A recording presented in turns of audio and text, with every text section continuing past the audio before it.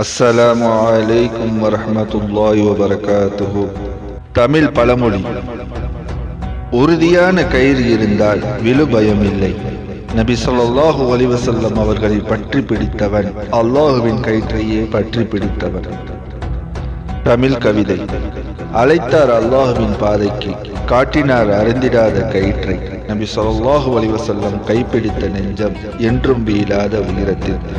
இக்கவிக்கு ஏற்றார் போல் இமாம் பூசரி ரஹ்மத்துல்லாஹி அலைஹி தனது புர்ரா ஷரீஃபில் 37வது பைத்தில் இவ்வாறாக குறிப்பிடுகிறார்கள்: دعا إلى الله فالمستمسكون به مستمسكون بحبل غير منفصم.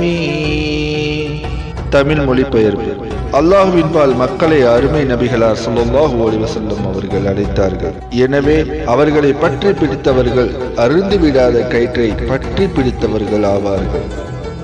கவிஞர் கூறுகிறார், நபி ஸல்லல்லாஹு அலைஹி வஸல்லம் அவர்கள் மனிதர்களை தமக்கல்ல அல்லாஹ்வை நோக்கி அழைத்தார்கள். அவர்களை பின்பற்றுவது என்றால் ஒரு மனிதனை பின்பற்றுவது அல்ல, அல்லாஹ்வின் உறுதியான கயிற்றை பிடித்துக் கொள்வதே ஆகும்.